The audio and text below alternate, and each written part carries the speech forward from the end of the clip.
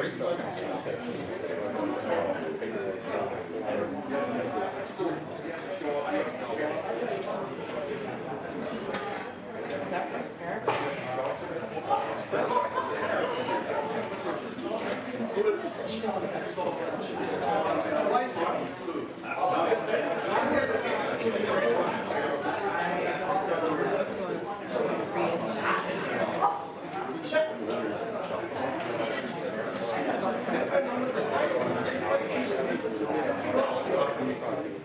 didn't write my name. It's coming out.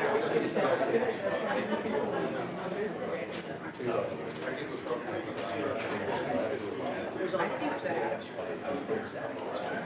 that strikes a good balance. So far, so we try to focus on people first. But that's just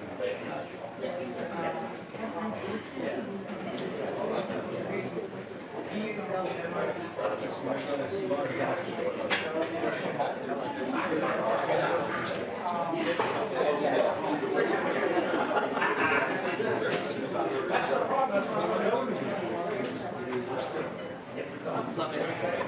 It's not, it's a great film. And it comes out.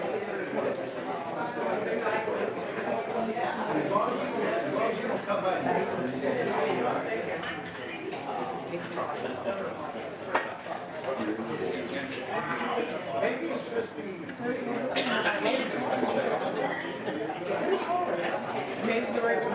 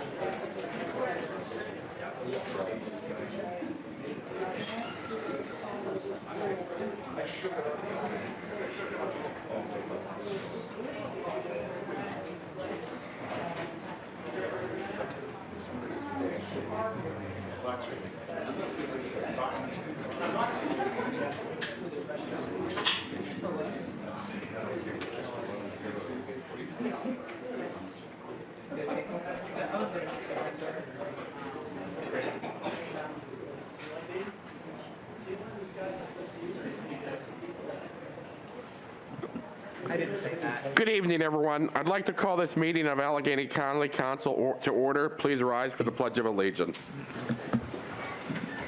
I pledge allegiance to the flag of the United States of America and to the republic for which it stands, one nation, under God, indivisible, with liberty and justice for all.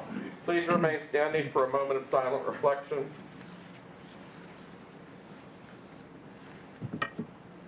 Thank you. Jared, please take roll. Ms. Bennett. Here. Mr. Bekowski. Here. Mr. DeMarco. Here. Mr. Dewar. Ms. Filiaggi. Here. Mr. Fatulis. Here. Ms. Hallam. Here. Mr. Klein. Here. Mr. Macy. Here. Ms. Nacarati-Chapkus. Here. Mr. Palmieri. Here. Mr. Paul Messina. Here. Ms. Pritzio. Here. Mr. Walton. Here. President Katina. Here. We have 15 members present. Thank you. We'll now begin with proclamations and certificates 12557-23. A proclamation honoring Big Brothers, Big Sisters of Greater Pittsburgh for recognizing January as National Mentoring Month, sponsored by Councilmember DeMarco. I mean, I'd be happy to. Mr. President, I'm right across. Could we pull off on this one? Because I don't see the representatives. Yeah, I want to. Okay. Oh, you need, okay. I mean, that's right. Okay. I think it's in Houston. I've looked for She's off. And it's not, no, I think it could be for you. No, that's fine. Your problem. And Good. Folks, since 2020, well, I did it first. you were elected in 2021, right? Since 2021, many duties that were formerly handled by Councilman Tom Baker, the king of proclamations, have fallen to me, okay? This is another one, but one I'm happy to take and do because this is for big brothers and big sisters. So we prepared a proclamation recognizing them and the incredible work that they do on behalf of serving the young men and the young women in our communities. And I'd like to read this proclamation right now. Whereas for more than a century, Big Brothers and Big Sisters of America has operated under the belief that inherent in every child has incredible potential. As the nation's largest donor and volunteer-supported mentoring network, Big Brothers and Big Sisters of America makes meaningful, monitored matches between adult volunteers and children ages 6 through young adulthood and communities across the country. Call them Bigs and Littles. Whereas the Big Brothers and Big Sisters of Greater Pittsburgh is our region's premier evidence-based youth mentoring agency, earning national recognition for program quality and organizational excellence. And whereas Big Brothers and Big Sisters of Pittsburgh serves more than 1,500 children throughout Greater Pittsburgh and the counties of Allegheny, Washington, and Greene. Children are of ages 6 through 18 who are encountering challenges such as low-income households, underperforming schools, bullying, and incarcerated parents, which are all factors that increase the susceptibility of negative outcomes. And whereas Big Brothers and Big Sisters of Pittsburgh provides children facing adversity with strong, enduring, professionally supported one-to-one relationships between the bigs and the littles, which changes the lives of these boys and girls forever by empowering them to stay in school, make positive choices, and reach their fullest potential in life. And whereas as a result, Big Brothers and Big Sisters of Pittsburgh programming earns the following evidence-based outcomes after 12 months in the program, and mentees show a 66% development, increased feelings of social support, 87% reported high educational expectations, 57% earned above average grades in school, and 86% reported disapproval of risky behaviors. And whereas Allegheny County is committed to supporting its youth by eliminating circumstances that promote negative outcomes and welcomes the collaborative environment of the region's nonprofit, civic, governmental, and other organizations to come together and support our region's youth with proven, reliable solutions.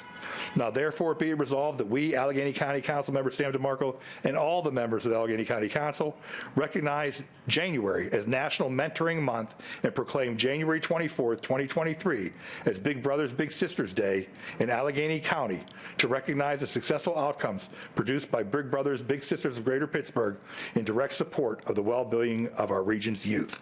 In witness thereof, we have heretofore caused the seal of the County of Allegheny County to be affixed this 24th day of January 2023. Congratulations. Thank you. And you have to say a few words. Of course, of course. I just want to say thank you to Councilman DeMarco on behalf of Big Brothers Big Sisters. It's an honor to be here. The work that we do is rewarding, but it's not always easy, I'm sure, just like everybody else. So to be able to come up here and receive this on behalf of the agency is really motivation to continue to do what we do, continuing to serve these kids and invest in these children and also these families. So thank you again. We're going to get pictures. Okay.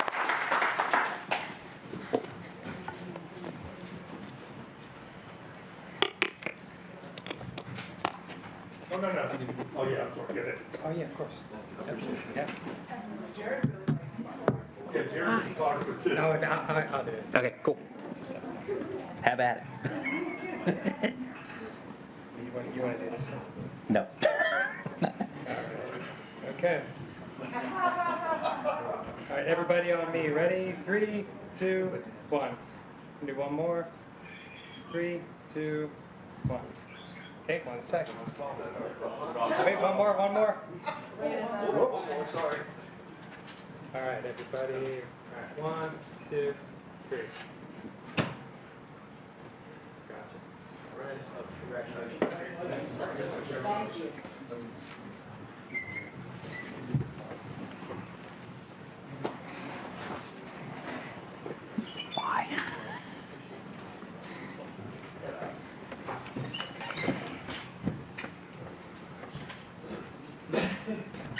remaining proclamations will be read into the record. 12558-23.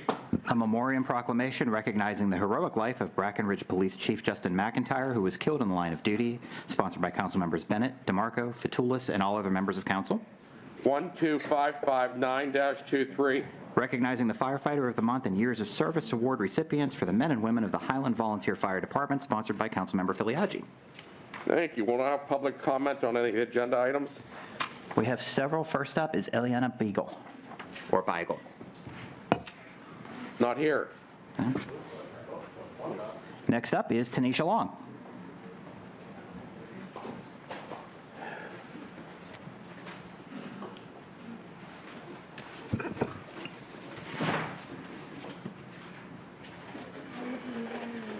Hey. Hi. A lot of unfamiliar faces, mainly because I don't see you guys at the Jail Oversight Board meetings, which is where the issue with Bethany Hallam occurred. And I say issue in quotation marks because I really don't find issue with it.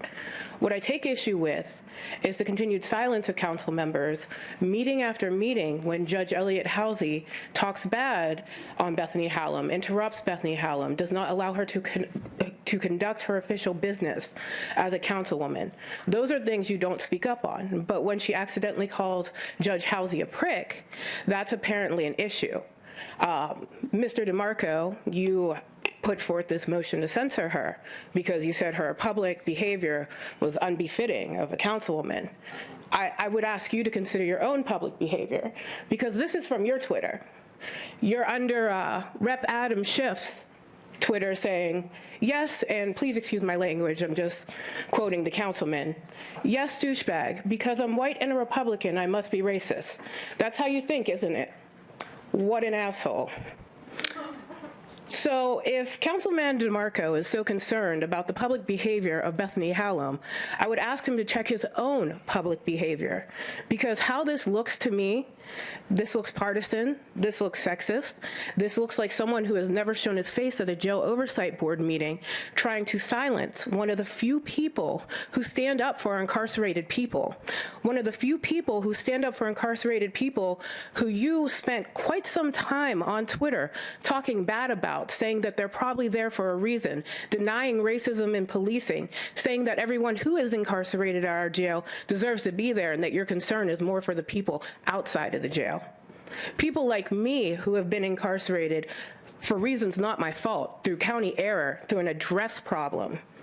People like Councilwoman Hallam, who has her own lived experiences and takes those experiences and translates them into better things for people incarcerated. When she walks into that jail, people have a shimmer of hope that things are going to get better. And I'm sorry, I have not seen, outside of Councilwoman Bennett, Councilwoman Hallam, and Councilman Katina, I have not seen you at the Jail Oversight Board meetings. So for you to waste our time, the public's time, and disrespect us and disrespect the dignity of your offices by putting forward or even supporting a motion to censor this woman for saying the word prick, when this is the person bringing forth the motion, is ridiculous. And to even vote yes on it would be the highest sign of hypocrisy. I would highly recommend that council takes their very limited time and uses it on the first Thursday of every month to go to the Jail Oversight Board meeting and work for all of the citizens of Allegheny County, which include the people at that jail. That's my time. Next up is Mohammed Nasir.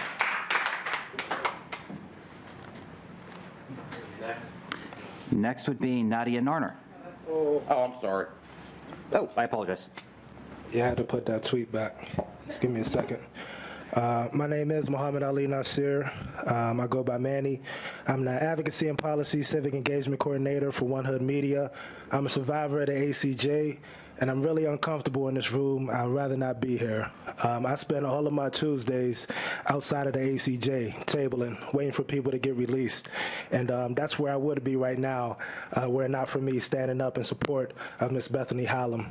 I've seen over 350 people come outside of the ACJ, like I said, every Tuesday since April of 2022. And everybody that speaks to me, everybody that speaks to us, talks about how horrible the ACJ is. Everybody talks about the deplorable conditions, the food. Everybody talks about rat droppings, rodents. Everybody talks about how disrespectful the staff and the COs are. And we all know that, you know what I'm saying? And you know, I've come to some of the JOB meetings, and I've seen some of the meetings on YouTube. And, you know, I hear the official reports and the statistics, yada, yada, yada, yada, but I don't get my information from the officials. I don't even really listen to what the warden says. I get my information directly from the source, from the people who are directly impacted, for the people that survive, because as we know, not everybody survives the ACJ. 17. So before I was a part of One Hood, I worked for an organization called the Bucket Bell Fund of Pittsburgh. Not really worked, I volunteered. And I posted bail personally for over 50 people. All right? And I cannot count how many people came up to me and said that me posting their bail, getting them released, saved their life. And I believe it.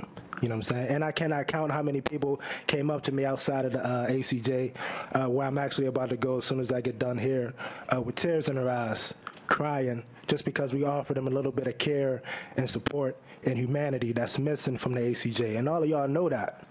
Y'all know that. Y'all should, because it's your responsibility. You know what I'm saying? The only person that I've ever seen give an iota of care and concern for the conditions and for the people inside of the ACJ is Miss Bethany Hallam. So that's the reason I'm here.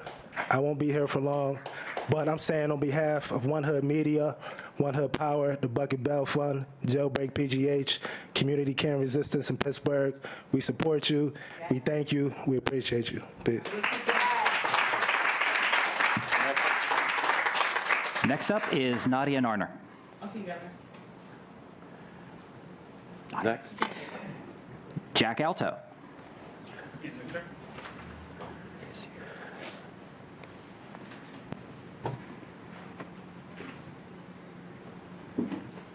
Good evening. It's been a while. There's been a lot changed since I've been here, but one thing that has not changed has been Bethany's commitment to the people of this county. That remember that poem, first they came for the communists, and then they came for the incurables, and then they came for the Jews. That is directly applicable to prisoners. They are our most vulnerable, and that is where government abuse occurs immediately. That's a government facility. And for all of you to not be in those meetings and then to take this action is an abomination. That's disgusting to me, that you're wasting your time trying to censor Bethany Hill. I'm enraged that I have to come down here and I can't delegate to Bethany to handle this because you're all interfering. And on top of that, we saw evidence of your behavior in public anyway. It's unconscionable. And this jail is a reflection of what our society is. Why are we spending so much money and so much effort to lock people up? It's at the there's an issue at the city level separately, closing summer pools and putting that funding toward police. But when you don't give people outlets, what are they going to do? If the city, again, I know it's a separate issue, funds lifeguards and public pools, the teenagers are occupied. They have things to do, things to learn, grow, live their lives. But when you set up this posture of incrimination and jailing first, you're setting society up for failure, and that's a reflection on all of you. And I see Bethany Hallam as the one who's working to change that, and you are getting in her way, and that pisses me off.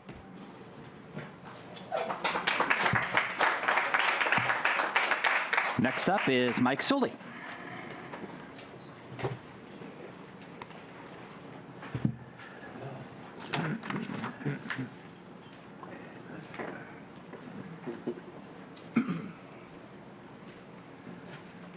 Hello, everyone. My name's Mike Sully. I've been here before. How you all doing? And now for something entirely different. All right, I'm going to be brief. Well, for 3 months, I kept coming and saying, give people a second chance, give taxpayers in all areas of the county, give them a chance, give them another bite of the apple, okay? There's a bill tonight. I understand there may be an amendment.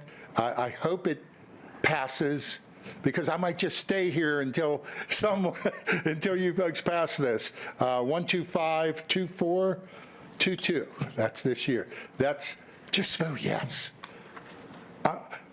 And I'll apologize. My friends call me a one-trick pony. All I ever talk about is assessments. But you know what? A lot of people pay taxes. And some people, tens of thousands of people, are paying more taxes than they should be paying. And I'm looking to you, all 15 of you, to fix this. Thank you very much. Next. Next up is Janet Lund. Not here? Or not. And last would be Ann McStay.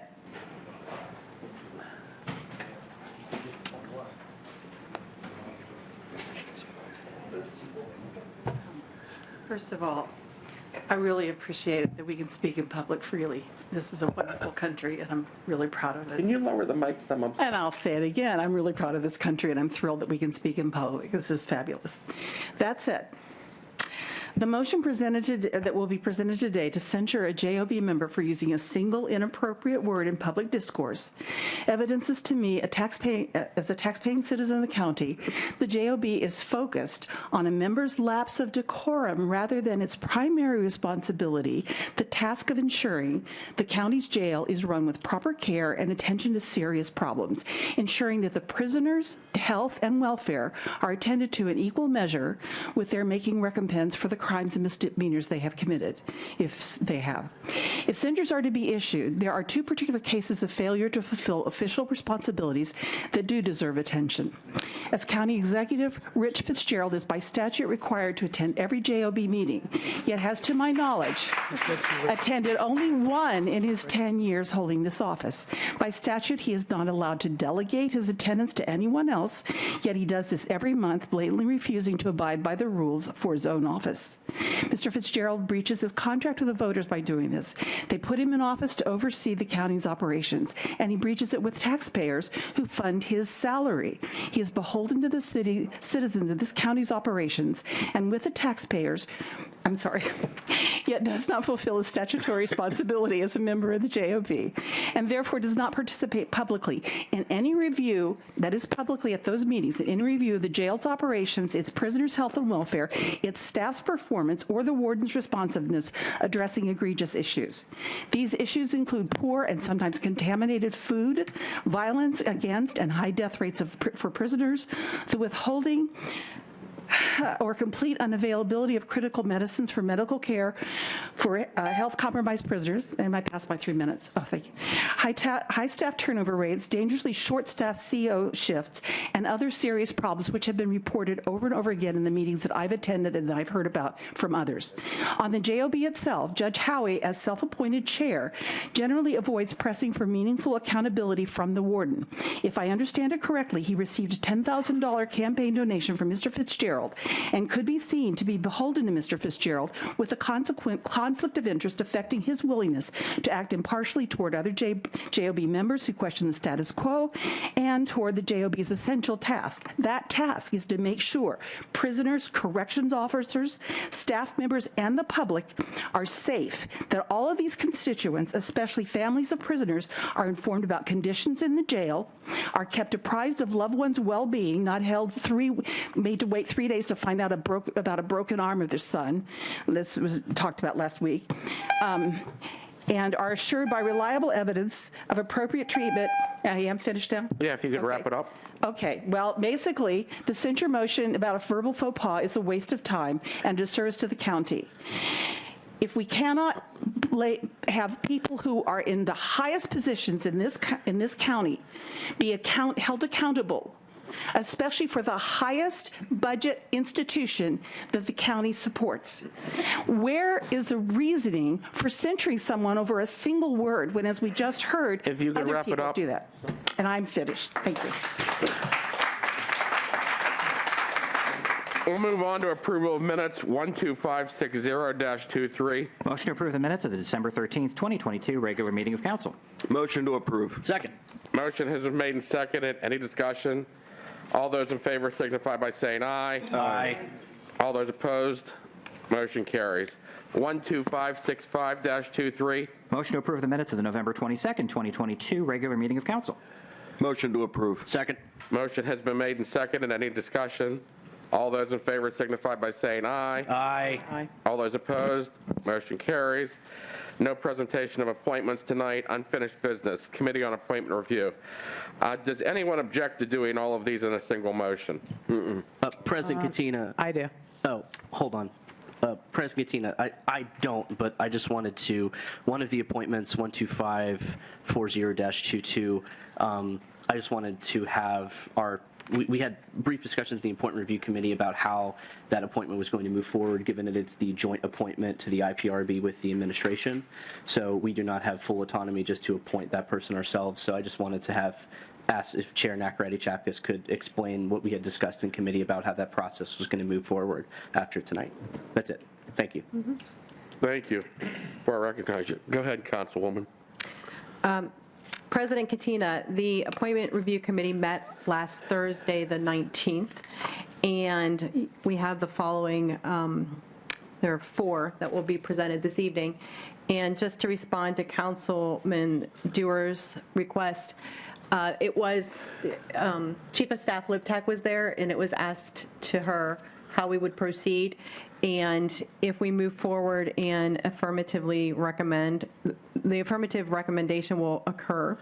And if this is voted on by with all of the proper number of votes, then this will be forwarded over to the county executive's office, and then they will essentially second it and put it together and sign it on a document so that so it will be signed by both council and the county executive's office, both.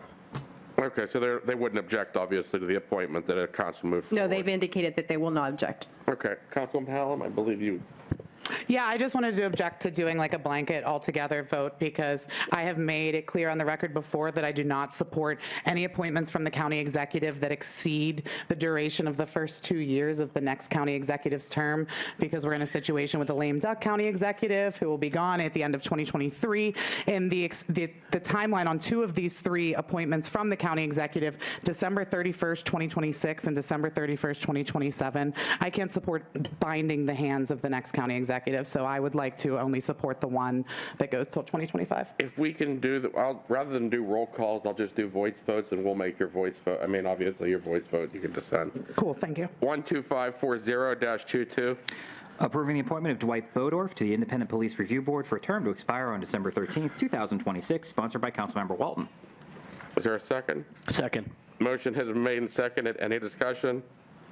All those in favor signify by saying aye. Aye. All those opposed, motion carries. 12541-23. Approving the reappointment of Arthur R. Pang to the Human Relations Commission of Allegheny County for a term to expire on December 31st, 2026, sponsored by the Chief Executive. Is there a second? Second. Motion has been made and seconded. All those in favor signify by saying aye. Aye. All those opposed? No.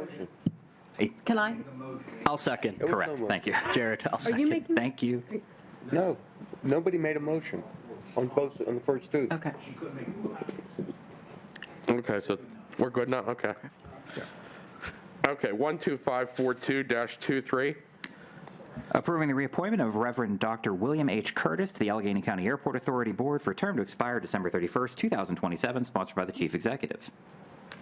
Make a motion to approve. Second. Motion has been made and seconded. Any discussion?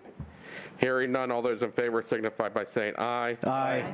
All those opposed? No. Motion carries. 12544-23. Approving the reappointment of Thomas W. Headley to the Agricultural Land Preservation Board for a term to expire on December 31st, 2025, sponsored by the Chief Executive. Make a motion to approve. Second. Motion has been made and seconded. Any discussion? Hearing no discussion, all those in favor signify by saying aye. Aye. Aye. All those opposed, motion carries.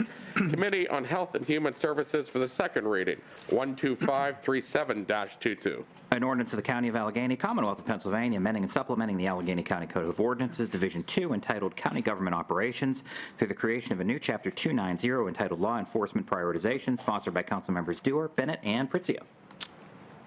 Councilman Klein? Thank you, Mr. President. At its meeting on January 19th, 2023, the Committee on Health and Human Services considered the aforementioned ordinance, and it is before council at this time with an affirmative recommendation. So at this time, I would entertain a motion to approve. Second. Motion has been made and seconded. Discussion? Yes. President Katina. I just wanted to first off thank, this is my legislation, I just want to first off thank the members of the Health and Human Services Committee and all the members of council who I spent time talking about this during its construction and various versions that have been, that have come up. I wanted to thank the Women's Law Project for their time and energy in helping us put forward the best version possible of this piece of legislation and for their help in getting this up to full council today.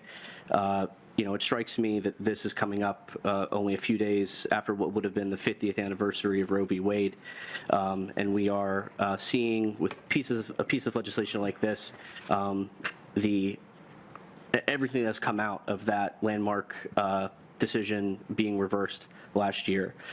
This legislation seeks to simply state and put forward that county agencies and departments deprioritize any and all cooperation with any law that seeks to criminalize abortion, whether that be from state, federal, or other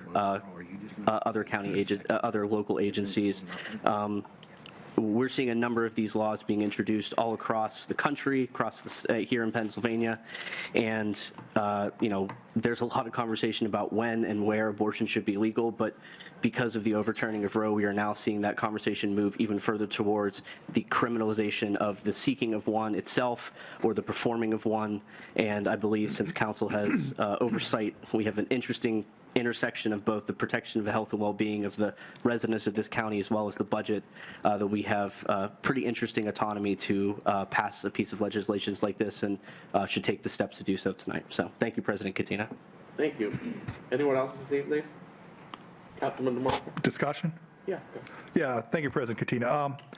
What I would say is, while I believe I'm pro-life and while I believe the Dobbs decision was correct and that it pushed it back to the states, okay, I don't believe in criminalizing this on the behalf of a doctor, a nurse, or someone seeking what they believe is reproductive care is the right thing. And that's why I'll be voting in support of this ordinance here, because I believe, again, that to tell someone that we're going to criminalize this is the wrong thing to do. Thank you, Mr. President. Thank you. Anyone else this evening? Hearing no one else? Let's do a roll call vote on this. On the motion to approve, Ms. Bennett? Yes. Mr. Betkowski? Yes. Mr. DeMarco? Yes. Mr. Dewar? Yes. Ms. Filiaggi? Yes. Mr. Fatulis? Yes. Ms. Hallam? Yes. Mr. Klein? Yes. Mr. Macy? Yes. Thank you. Ms. Nacarati-Chapkus? Yes. Mr. Palmieri? Yes. Mr. Paul Messina? Yes. Ms. Pritzio? Mr. Walton? Yes. President Katina? Yes. Ayes 15, no 0. The bill passes. 12553-23. An ordinance of the Council of the County of Allegheny ratifying an amendment adding Section 2105.87 entitled Control of VOC Emissions from Unconventional and Conventional Oil and Natural Gas Sources to the Allegheny County Health Department Rules and Regulations, Article 21, Air Pollution Control, sponsored by the Chief Executive. Councilman Klein again. Thank you, Mr. President. At its meeting also on January 19th, 2023, the Committee on Health and Human Services considered the aforementioned ordinance, and it is before council with an affirmative recommendation. At this point, I would entertain a motion to approve. Second. Motion has been made and seconded. Is there any discussion? Hearing no discussion, Jared, please take a roll call vote. On the motion to approve, Ms. Bennett? Yes. Mr. Betkowski? Yes. Mr. DeMarco? Yes. Mr. Dewar? Yes. Ms. Filiaggi? Yes. Mr. Fatulis? Yes. Ms. Hallam? Yes. Mr. Klein? Yes. Mr. Macy? Yes. Ms. Nacarati-Chapkus? Yes. Mr. Palmieri? Yes. Mr. Palmacina? Yes. Ms. Pritzio? Yes. Mr. Walton? Yes. President Katina? Yes. Ayes 15, no 0. The bill passes. Okay. We'll now have the Special Committee on Assessment Practices for the second reading, 12524-22.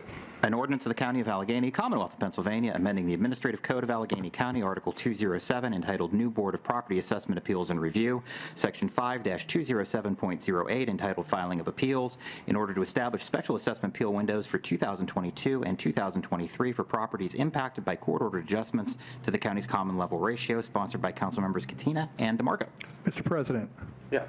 I would like to ask for a vote on a waiver of the 48-hour rule for the express purposes of offering an amendment. We typically don't like to change or do anything in contravention of the 48-hour rule, but what happened was we only received a memo from the administration last night from the solicitor, and then a memo from our solicitor this morning. So we haven't had the 48 hours in order to take and introduce an amendment. And I believe that the people of Allegheny County who are being treated unfairly under this provision deserve relief, and I don't want to have this thing challenged because of language which would delay their opportunity to seek relief under this. So I would ask for a vote to waive the 48-hour rule. Second. Do we need to do the main motion actually first, or do we do the waiver first? Does it matter? The waiver first, and then you can vote on the motion. Okay. So at this point in time, we'll take the vote on the waiver. So is there any discussion on the waiver? Okay, roll call vote then. Hold on. Sure. Other than my usual comments, and Councilman DeMarco, I think, summed it up pretty well, so I won't bother to repeat it, that it's just not good practice to be amending the agenda because it deprives the public of an opportunity to comment. And like tonight, we did actually have an audience with people commenting. So that's all I want to say. It points up, do I Go ahead. It points up how ludicrous the 48-hour rule is on its face. Less than 2 weeks ago, there was a motion to waive the 48-hour rule regarding Councilwoman Hallam's censure, and it was rejected. And tonight, although I think we're going to do the right thing, although the appeal issue is the right thing to do, Here we go. we are waiving the 48-hour rule, and I think council should review its practices and eliminate that 48-hour rule for offering up amendments. Mr. President? They should wait and estimate it on its face, on its value, and addressed in that manner. Go ahead. I was just going to say, Mr. President, that while we hate to waive the 48-hour rule, sometimes things do come before us that we could be considered urgent. And I think the people of this county who've been paying way in excess of the taxes that they legitimately owe deserve relief as soon as we could possibly provide it to them. And I think if we're able to take and do this so that we can then make a motion and amend it so that we reduce the opportunity for someone to challenge it in court, I think that that's the prudent thing to do. Thank you. Councilman Macy. Yeah, thank you, Mr. President, members of council. Although I agree with Councilman Walton, I think that this issue has been bandied about. It's been discussed on I don't know how many meetings back in 2022. Now we're into 2023.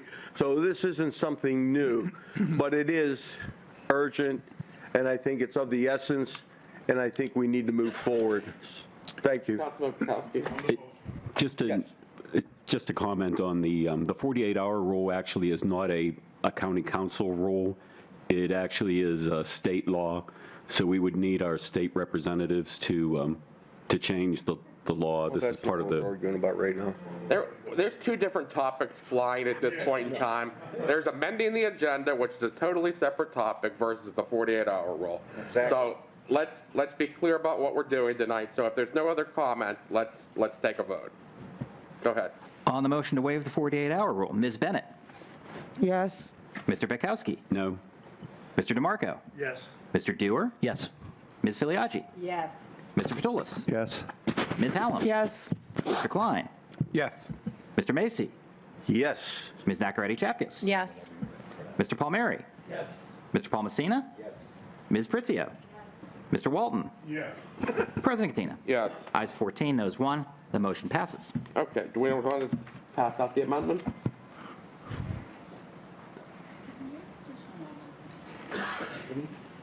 Yeah, Mr. President, as our budget director passes out the amendment for everyone to review, all this budget or this amendment does is bring the language in the current bill in line with what the state statute says. So it just moves the assignment of the CLR, or common level ratio, from what Judge Hertzberger's ruling was to the state statute that says it's the STEB board that sets that. So this way here, we're in line with the state law, and it reduces the possibility of someone just challenging and delaying the opportunity for folks to be able to seek relief, by challenging that. Thank you, Mr. President. Mr. President. I'd like to make a motion that we take and Co-sponsor? amend this. You want to be a co-sponsor, Bob? Yes, sir. Okay, does anyone else wish to be a co-sponsor? I would. I will as well. Yes. Is there anyone that doesn't want to be a co-sponsor? Okay, I think everyone wants to be on it. Okay. Motion has been made and seconded. Is there any other discussion? If there's no discussion, we'll move for a vote for the amended bill. Go ahead, take a roll. Discussion. Go ahead. Yeah, clearly, there are multiple perspectives, but I think that we need to deal with the amendment, because the most critical piece is that we provide those windows for appeal for our residents. I introduced the initial legislation to do just that months ago, and I've been struggling with our delay and moving through the special process. But again, the most critical issue is that we give residents of Allegheny County that pay taxes on their property an opportunity to have this addressed in a constructive and equitable manner. Anyone else? Okay, hearing no one else, I'd like to make a comment at this point in time. These special assessment appeal meetings have been painful, to say the least. The testimony that has been given in these appeal hearings and the testimony is just appalling. There's just one incontrovertible truth here. The county basically did cook the books with regards to the assessment appeals. Again, those aren't my words. They're the words of Judge Hertzberg. He ended up saying this because there has been litigation over the assessment appeals process, and the evidence clearly shows that the Office of Property Assessments manipulated sales data, and they did so in a fashion that resulted in artificially high property values resulting from appeals. Simple fact, period. There isn't a truth that anyone should be comfortable with. It's certainly not a truth that I'm comfortable with or with the committee is comfortable with, which is why I established the Special Committee on Assessment Practices last September to review this situation in depth. The committee has convened 5 times since early October and was showing much of the same evidence that the court was showing. I introduced this bill on December 6th, and the public notice that it would be under discussion by the Special Committee was sent out on January the 11th. The administration took no meaningful part in any of the discussions with the Special Committee and never offered any comment on this issue or bill up until yesterday. So if we talk about the 48-hour rule, the 48-hour rule is coming into effect, unfortunately, because the administration obviously failed to work with us and failed to notify us and failed to talk about this before yesterday when this has been out there for some time. Until 4 months after the Special Committee was created, until almost 2 months after the bill was introduced, and until nearly 2 full weeks after the administration and public were notified that the bill was going to be discussed in committee. Now, at the 11th hour and 59 minutes, the very same administration that presided over the book cooking has suddenly decided that it has theoretically legal concerns about a proposed remedy. That's ridiculous. Let me be blunt here. I don't care. Because this administration put us where we are, Either the thought of cooking the books was legal, or they knew it was wrong and they did it anyway. There is no third alternative. Either way, they're conclusively demonstrated that their opinions on how assessment appeals should work are suspect, to put it gently. The ordinance does first two things.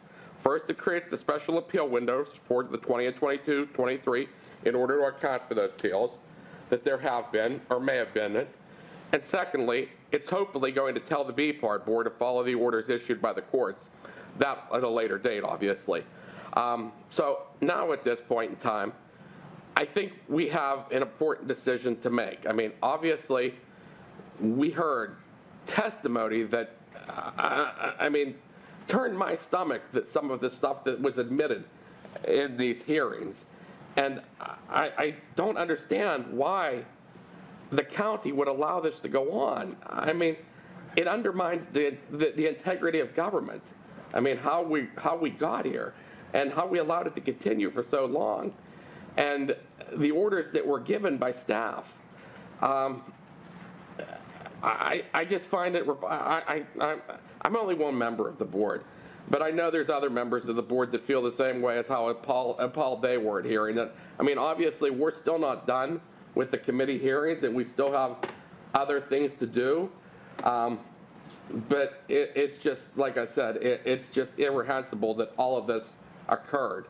And it bothers me that it happened under, I mean, I know we're looked, secondly, I mean, we're sort of given a back seat, obviously, the administration, county council. I mean, we're not viewed as the same, obviously, in the same light as them. But this still happened on our watch, and it's disturbing to hear what exactly, how the taxpayers were basically, I mean, taking advantage of it. It really bothers me. So I just think, obviously, that this is a step to do the right thing. Obviously, this doesn't rectify everything that we heard in those hearings, or we heard in those meetings. But again, it's a step in the right direction, and I believe it's the right thing to do for all of the taxpayers of Allegheny County. But the fact that it got to this point, was a huge mistake. It should have never have gotten to this point. This council shouldn't be here tonight having to do this, but yet we are. And I mean, it's the tough decisions like these that need to be made, but it's the fairest decision for every resident of Allegheny County. So thank you. That's all I have to say. Jared, we could take a roll call vote. On the motion to amend, Ms. Bennett. Yes. Mr. Betkowski. Yes. Mr. DeMarco. Yes. Mr. Dewar. Yes. Ms. Filiaggi. Yes. Mr. Fatulis. Yes. Ms. Hallam. Yes. Mr. Klein. Yes. Mr. Macy. Yes. Ms. Nacaretti Chapkus. Yes. Mr. Palmieri. Yes. Mr. Palmacina. Yes. Ms. Pritzio. Mr. Walton. Yes. President Katina. Yes. Ayes 15, no 0. The amendment passes. Thank you. We'll now have any liaison reports this evening. Oh, I'm sorry. I'm moving. Yeah, there you go. Councilman Walton, thank you for keeping me honest. As amended. Okay. It's tough. It's tough sometimes. I realize that, especially when I'm out of sorts. So, is there a motion? I'd like to make a motion. Second. Motion has been made and seconded. Is there no other discussion? So, Jared, please take the roll. On the motion to approve, Ms. Bennett. Yes. Mr. Betkowski. Yes. Mr. DeMarco. Yes. Mr. Dewar. Yes. Ms. Filiaggi. Yes. Mr. Fatulis. Yes. Ms. Hallam. Yes. Mr. Klein. Yes. Mr. Macy. Yes. Ms. Nacaretti Chapkus. Yes. Mr. Palmieri. Yes. Mr. Palmacina. Yes. Ms. Pritzio. Yes. Mr. Walton. Yes. President Katina. Yes. Ayes 15, no 0. The bill passes. Thank you. We'll now have liaison reports this evening. Anything? Yeah. Last Thursday, the Sports and Exhibition Authority met. I had sent an email through our staff to the members of council. Just want to make sure that you did see that and let you know that I want you all to know exactly what is going on the SEA. So thank you for that. And that's all. President Katina, just wanted to thank all the members who were able to attend the ALOM legislative reception last week. There was a number of county council members there, but also a tremendous amount of local municipal leaders. Thank you all for attending. We appreciate it. That's it. Thank you. Thank you. Anyone else this evening? Hearing no one else, we'll go into new business ordinances and resolutions. 12561-23. An ordinance directing the referendum question regarding the amendment of the Home Rule Charter of Allegheny County in order to amend Article 3, Section 6A, an existing provision relating to seeking multiple county elected offices simultaneously, be placed on the November 7th, 2023 general election ballot, sponsored by Councilmember Dewar. That will go to government reform, 12562-23. A resolution of the County of Allegheny amending the grants and special accounts budget for 2023, submission number 1-23, sponsored by the Chief Executive. That will go to budget and finance. New business motions, 12563-23. A motion of the Council of the Allegheny County authorizing the settlement of the pending action against the Council of Allegheny County and Allegheny County in the United States District Court for the Western District of Pennsylvania, styled Buca v. Allegheny County, Pennsylvania, and Office of County Counsel, Allegheny County, CA number 2:20CV00669, sponsored by Councilmembers Palmieri and Katina. At this point in time, we are going to take a brief recess to talk about pending litigation, and we'll reconvene in the back room, right here. Damn.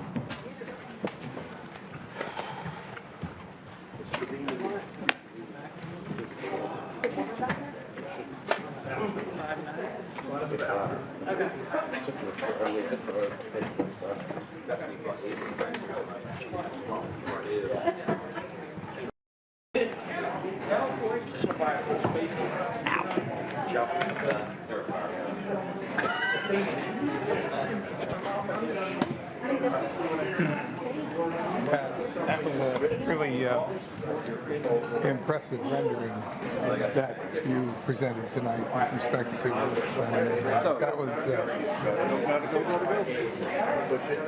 I was very moved by what you had to say. And yeah. Oh, I mean, you know. I know we're trying to say that. Well, yeah. Make sure my mic's on. What's that? I mean, On the motion, correct. Nobody's moved to approve it. lots of chicanery, to say the least. I mean,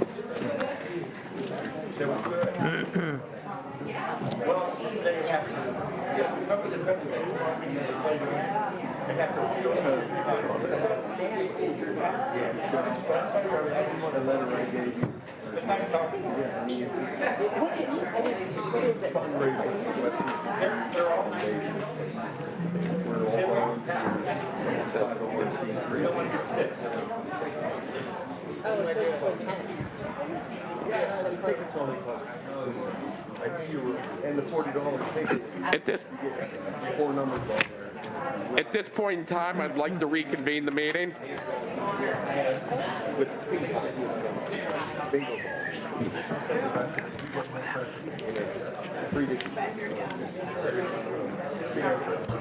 Councilman Palmieri, would you like to make the motion? Would you like to make motion 12563-23? It's the settlement motion. You want me to read it? No, let him read it. No, you don't want me to read it. Thank God. Okay. I make a motion. We Second. Motion has been made and seconded. Any discussion? No discussion. Jared, please take roll. On the motion to approve, Ms. Bennett. Yes. Mr. Bekowski. Yes. Mr. DeMarco. No. Mr. Dewar. Yes. Ms. Filiaggi. Yes. Mr. Fatulis. Yes. Ms. Hallam. Yes. Mr. Klein. yes. Mr. Macy. Yes. Ms. Nacarati-Chapkus. Yes. Mr. Palmieri. Yes. Mr. Palmacina. Yes. Ms. Pritzio. Mr. Walton. President Katina. No. Yes. Thank you. Ayes 13, noes 2. The motion passes. Thank you. 12564-23. Motion of the Council of Allegheny County censoring Councilmember Bethany Hallam for conduct detrimental to County Council, specifically her actions during the January 5th, 2023 meeting of the Allegheny County Jail Oversight Board, sponsored by Councilmembers DeMarco and Macy. Councilman DeMarco? Yes, Mr. President. I introduced this censure motion to censure Councilmember Bethany Hallam for conduct detrimental to County Council in representing County Council at the Jail Oversight Board meeting with the comments she made regarding Judge Halsey. And when called out by Judge Halsey, she had an opportunity to just apologize or say anything, but she doubled down. I just think that the behavior is beneath the dignity of our office, and I think needs to be handled accordingly. And what we do outside of county council business is completely different. So there was no censure motion offered for her tweet saying, F yeah, never burned a police car, or calling for riots if elections didn't turn out properly. We all have our First Amendment rights. However, in this particular case, I just think that behavior is beneath the dignity of someone on county council. And, I don't understand, why it persists. I mean, we've had former President Judge Kim Clark, you have Warden Harper, you have Judge Halsey. And the funny thing was she was asking about personnel matters and an active police investigation, which just as we had to take and recess for executive session to go back and talk about a personnel matter. You can't talk about these things in public session, and Judge Halsey was just trying to move this thing forward. I mean, Ms. Hallam is a colleague of mine. We've gotten along for the most part over the last 3 years, though we differ in opinion. But I mean, at a recent Board of Elections meeting here, she voted to take and not certify, 12 precincts or 12 voting polls because the judge hadn't ruled on them yet. And she displayed she was fine from a behavior standpoint there. I just think if you want to solve a problem, you have to be able to work with someone, and I don't think calling them names, particularly a sitting judge, is the right way to go. Ms. Hallam is up here because she has earned this position. I believe Judge Halsey has earned his. So that's why I've offered this motion, Mr. President. Thank you. Is there a second? Second. Motion has been made. No, guess not. Is there discussion at this point in time? Obviously, Councilmember DeMarco opened discussion, but is there any other discussion at this point in time? Councilman Bukowski. A subject that's come up from time to time in our meetings has been how to deal with personnel matters and disciplinary matters. And in my training, what I was taught to do was to look at how similar situations had been handled prior and whether actions that I would take would be consistent. So, for example, whether in the recent past, have there been occasions where members of council have used vulgar language in a public meeting? And then to compare the types of disciplinary actions that were taken to ensure that there's consistency. For example, if in one case an individual a single time used a single word, and as reported in the Pittsburgh Post-Gazette in a hushed voice, and then compare it to two other recent occasions where members of council used a vulgar language in a quite loud voice repeatedly, and to compare whether we are treating these cases similarly. Also, I was trained to look at the proximate circumstances of the disciplinary incident. For example, is there anything proximate to the occasion that would indicate that a protected class was affected? For example, was there racially charged language used surrounding the incident? Discussions such as Jim Crow or the number of jelly beans in a jar, things that to a reasonable person, based on a preponderance of the evidence, might indicate that some type of bias differentiated the two different forms of treatment. Now, I know the county council is yet to go through their official training. However, I felt that since we have discussed this repeatedly, that I should at least offer the advice and training that I have received as a member of management. Thank you. Councilman Dewar? President Katina, thank you. So I will be, if we are indeed voting on this tonight, I will be abstaining. I feel like this is certainly a decision that should have been discussed further, and my colleagues should have been given time to, and us as a collective whole should have been given time to discuss this in committee. I feel rushing this to a decision on the floor is, you know, a bit headstrong, and I know given if you know, mine was eventually pulled, but I would have liked if, you know, I know people have been comparing my potential censure prior. I would have been like to be afforded that if my censure would have continued to go forward. My potential censure would have continued to go forward. So I will be abstaining tonight for that reason, insofar as that I just felt that whether a yes or a no vote, I would have liked to see us discuss this more holistically as a council to talk about, you know, the conduct of one member, but also the conduct as a whole going forward. So thank you. Thank you. Anyone? Councilman Klein? You know, you might think that common sense would dictate what would be a censurable act or censurable behavior. But that is not at all clear to me, based on my experience here in council, and maybe even more largely considering this matter. I mean, I have this innate feeling that a motion of censure is kind of nonsense, kind of, you know, meaningless. I don't know what the implications are, the impact. And I would, you know, echo what Mr. Betkowski said in terms of, so what is the standard? And that is not at all clear to me. So I will be voting not to censure. Councilwoman Nakaradi-Chapman?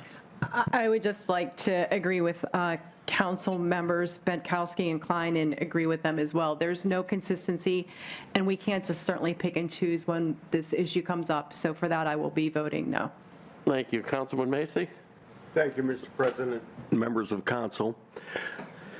I could see a clear difference between someone using vulgar language or using profane language in a discussion when the issue gets a little heated. However, I believe attacking or name-calling another person, especially someone that's an elected official, there is no respect, there's no decorum there. And so I can see there's a difference. It has to stop somewhere. We do have our rights, our freedom of speech, but my goodness, we also should act like professionals. So even though this particular vote may go down, the issue has been brought to the attention of the public. And it's amazing how we all get tarred with the same stick. When I'm in my district, people will say, what the heck's, well, they use stronger language. What the heck's wrong with you people down there? Well, it's not me, and it's not Paul Klein. It could be other people. No.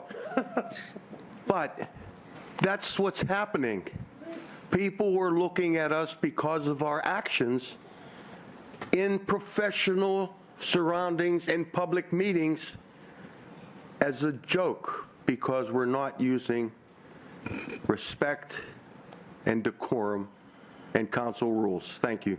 Thank you. Anyone else this evening? Councilman Futulis. Okay, thank you. Well, try to make the long story short, the first time I actually saw it was on Twitter, and quite frankly, do you believe everything you read? Sometimes you don't. Then I saw a video, so I wanted to believe, well, I saw the video, so I guess it must be true. And I thought to myself, well, that was pretty horrible. But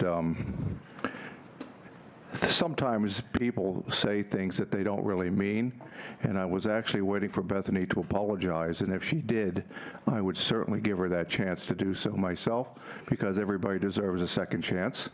That hasn't happened yet, and you still have a chance, by the way.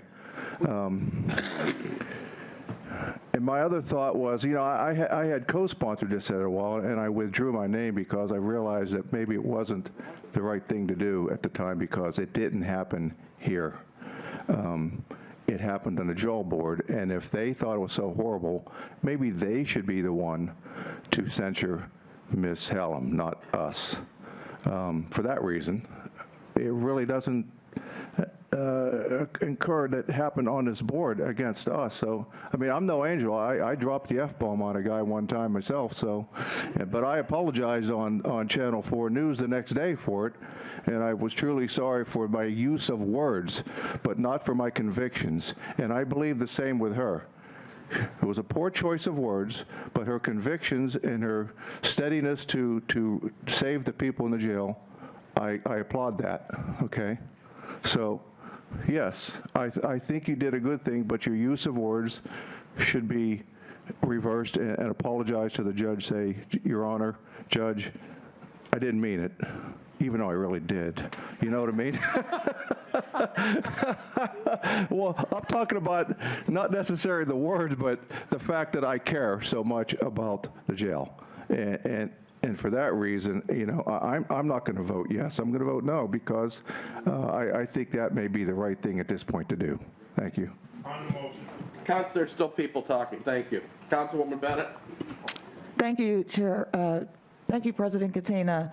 So I agree with Councilman Bukowski and Councilman Klein, and even Councilman Fatulis, surprisingly. So not on the apology part, but the part that we have seen this happen on our own body, our own legislative body, and nothing has happened due to that.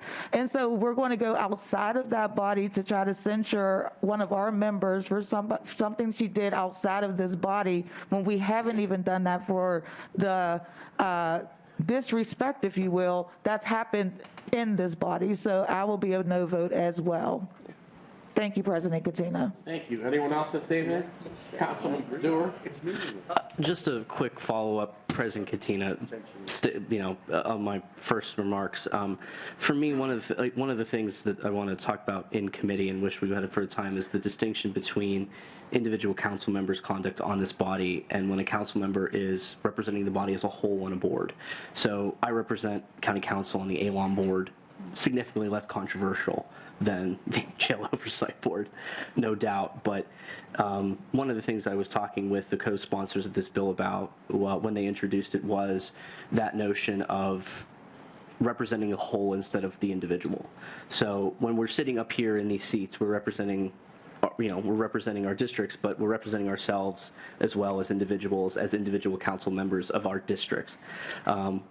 When I'm representing myself on the A1 board, when Councilwoman Hallam is representing as your designee on the jail oversight board, she's representing, in my opinion, all 15 members. So while some members of this council might see this censure coming forward as, a bit unorthodox given that it happened outside of this body, I would argue that, that notion of representing the whole, especially of this body, of everyone, it wouldn't be completely unfounded for it to be introduced. Once again, I wish that this would have been further discussed amongst us collectively as a whole in a much less emotionally charged setting than this in committee, where we could have come to hopefully a more amicable agreement. So thank you. Councilwoman Falaji. Thank you, President Katina. And I would like to echo Councilman Dewar's comments, his previous comments and these. I do believe that this was inconsistent with what normally happens with these types of motions. It was my understanding this would be assigned to a committee, and I think that that is what should have happened. So again, as Mr. Councilman Dewar had said, we would have an opportunity to actually discuss it in a less charged environment. And I think that we would have been able to come together and have some thoughtful discussion on appropriate actions of council members. I do agree with Councilman Dewar that in the position in which Councilwoman Hallam was sitting, she was representing all of us, and I'm not happy with that behavior. I am a mom. I'm 54. I am a mom, 3 kids. And so I use the word behavior, and because it is something that is reflective of all of us, and that is disappointing to me. And I think that if we were able to sit around instead of having the audience that is clearly skewed to one position and who doesn't necessarily even take other comments seriously, the snickering and the laughing. This is very serious. And I'm new to council. I've been here since April, and I've seen some things that I would like the opportunity to discuss with my council members, not necessarily have everyone else be in on the discussion. We're sitting at the same table, and they're public meetings. They are public meetings, and they are transparent. But when you are in a committee, just so you know, and everyone is welcome to come, we're sitting in a round table, and we can actually look our fellow council people in the eye, and we can have an impact. And we have had impact. There are people that have changed their votes during those committee meetings, and there are people that have changed their attitudes. And I've appreciated that. I've appreciated the opportunity to give my side and looking someone in the eye. You can't look anyone in the eye in this particular setting. So I wish we would have, President Katina, which I think this is an inconsistent way to have handled the motion since we're discussing inconsistency. I agree with Councilman DeMarco's assessment that Judge Halsey clearly deserves respect, as does Ms. Hallam. Judge Halsey, I have worked with him for 25 years. He is the epitome of a public servant. He was in the assistant district attorney's office. He was the public defender, and now he's sitting as a judge. This isn't a joke. It's not up for debate. We voted for him. He won. Respect, that's what it is. So this means to an end attitude that goes on in the bravado, it's just not appropriate. That's my vote.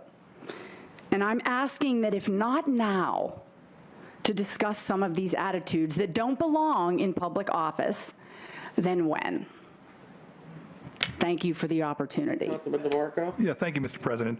A couple of the council members have brought up some things where they've mentioned that foul language has been used on council before and nothing was done, okay? I would point out that there's a difference here. This isn't about foul language that was being used. It was a direct attack on a particular member of the Oversight Board. We have rules in council that any of us can be censored if we directly attack one of our colleagues. And that's why we're not supposed to refer to them, by name, or particularly that's why you see folks in legislative bodies refer to these folks as my friend, my colleague, that sort of thing there. So there's a difference there. This isn't a matter of someone on council saying a bad word and someone not responding to it. It's a matter of a direct attack upon somebody and their reputation. And the second thing is for the folks who that is an issue for the language that was used on council, and they have a problem with that. Every one of us here has had the opportunity to offer a censure motion, on regards to that. So when we talk about inconsistent treatment, these folks have not seen fit to introduce a particular censure motion in regards to that language. So I would just point that out. There is a difference. That's what the difference is, and that's why I sponsored this legislation. Thank you, Mr. President. Thank you. Anyone else this evening? Hearing no one else, just one. Do you want to make a statement, or? I want to vote. Okay, I want to make a statement. Just real quick here. I've gone to the jail committee or the jail oversight board meetings. When Bethany is my replacement when I'm not in attendance at those meetings. But I can tell you from firsthand experience, the meetings that I went to were frustrating in the least. Calling someone a prick, unfortunately, at those meetings, I mean, I understand. I mean, things get heated and things can get out of hand very quickly. But those meetings are very frustrating. And unfortunately, there's not a whole lot of answers given. I tried to get answers out of the warden myself.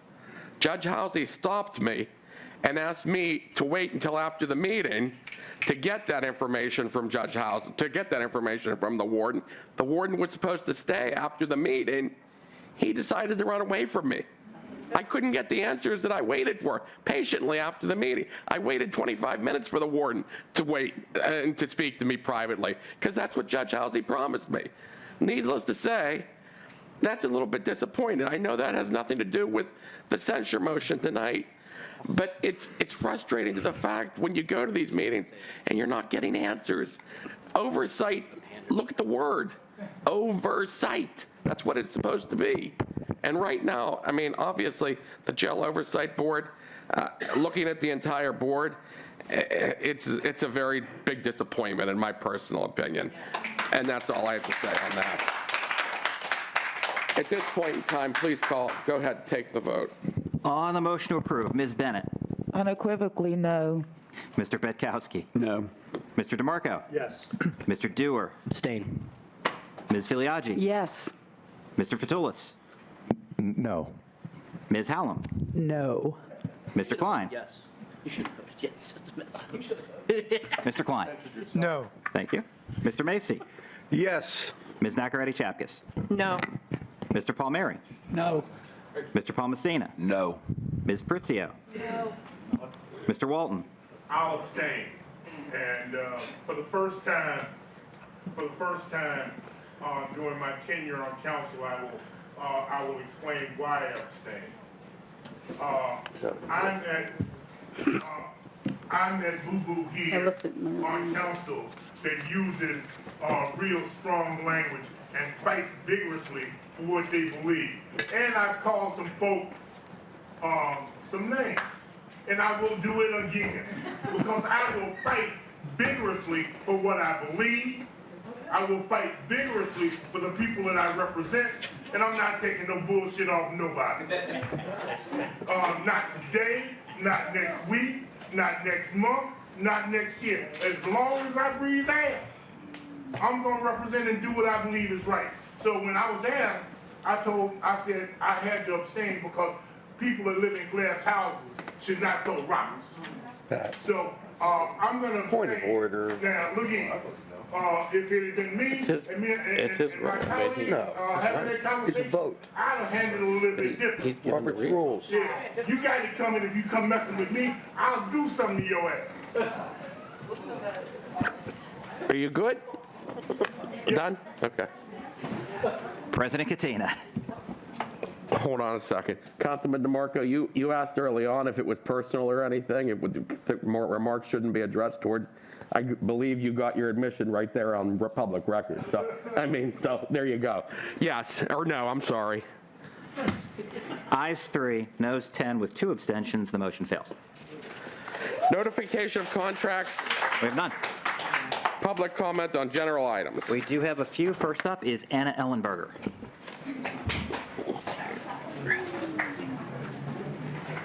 Not here. Good evening. Good evening. My name is Anna, and my husband and I have been foster parents for almost 3 years in Allegheny County. I'm here to inform you of the gross abuse of power by Allegheny County CYF and their culture of intimidation. My husband and I are both very involved in the Pittsburgh community in many ways. I'm a physical therapist who specializes in women's health. I volunteered an after-school program for teens in East Liberty and support athletics among minorities in our city through the Black Girls Do Bike Pittsburgh chapter. My husband serves as a law enforcement officer, and we are both active in our diverse church community. We recently fostered a little girl who was African American from infancy to about age 2. However, CYF abruptly moved her to a different foster home for reasons which centered around unsubstantiated false allegations made by caseworkers and an anonymous source that I made negative comments about the child who we cared for deeply and her mother. We believe that this act was taken in retaliation because we continually advocated for the child's basic needs. We asked for simple things such as consistency surrounding her parental visits and allowing her time to take a nap. Our advocacy upset caseworkers, so with complete disregard for the child's basic needs of permanence and stability, they asked the courts to remove the child from our home, even though they acknowledged that she was safe and well cared for by us. They took advantage of the fact that foster parents have little to no rights in court and gave the court misleading information that we were not allowed to disprove, even though we had documented evidence against their claims. The court told them to make the transition as gentle as possible. So what did CYF do? Without telling us their plan, they brought her to a parental visit, and as soon as it drove away, they texted us telling us she would not be returning. Since that day, more than 4 months ago, she has had no contact with the family or home that she lived with for the first 2 years of her life. During this entire ordeal, no one, not even DHS Director Aaron Dalton, would even acknowledge that this transition could be traumatic for the child. We have heard story after story of CYF causing unnecessary transitions for foster children and intimidating and retaliating against foster parents who advocate for the children.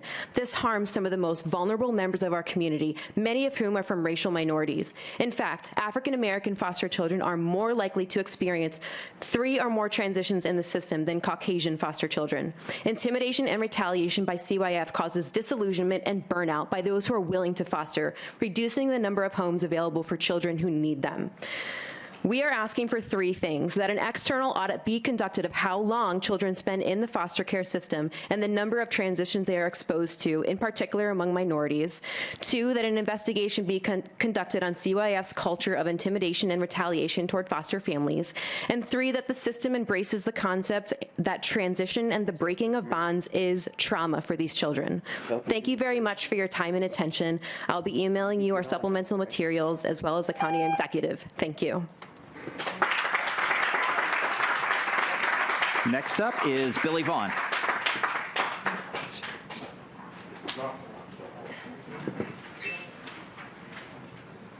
Hello. So let me tell you guys, it's so crazy. I am a strong believer in God because I came down here to support the newcomer tax, right? But I said, you know what? I'm going to introduce myself because I'm an advocate. I'm a resident. I usually go to city council. And I just wanted to come and introduce myself. And at first, I'm like, you know, I feel like I'm listening to something in Japanese. I don't understand what's going on. I'm ready to go. But it's just so crazy that I'm here, and I had no clue about the situation with Judge Halsey and Bethany. No clue at all. I was just like, what's going on? So I do have a comment that I want to speak on that, but just introducing myself as like an advocate for residents, for myself. Even what the speaker just said before me, one of the biggest issues is organizations that are being funded through you guys' budget. There's issues with it actually, the support through the funding getting to us residents, you know, so who's doing the checks and balances, the audits for these organizations?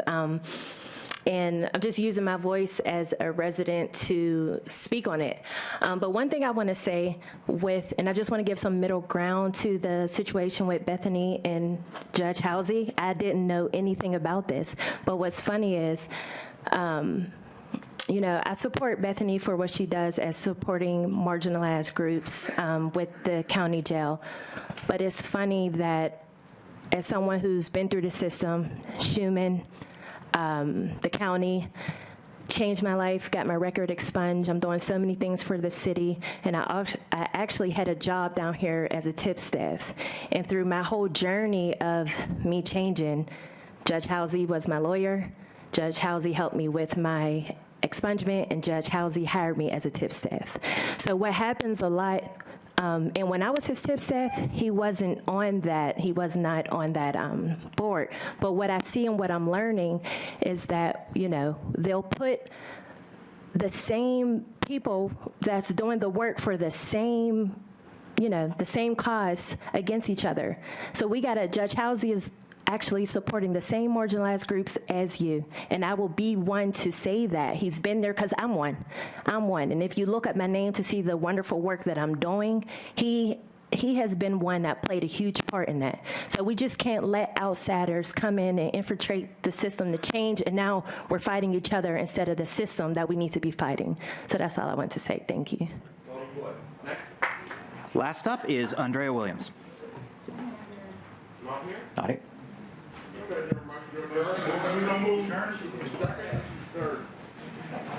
All those in favor signify by saying aye. Aye. All opposed, motion carries.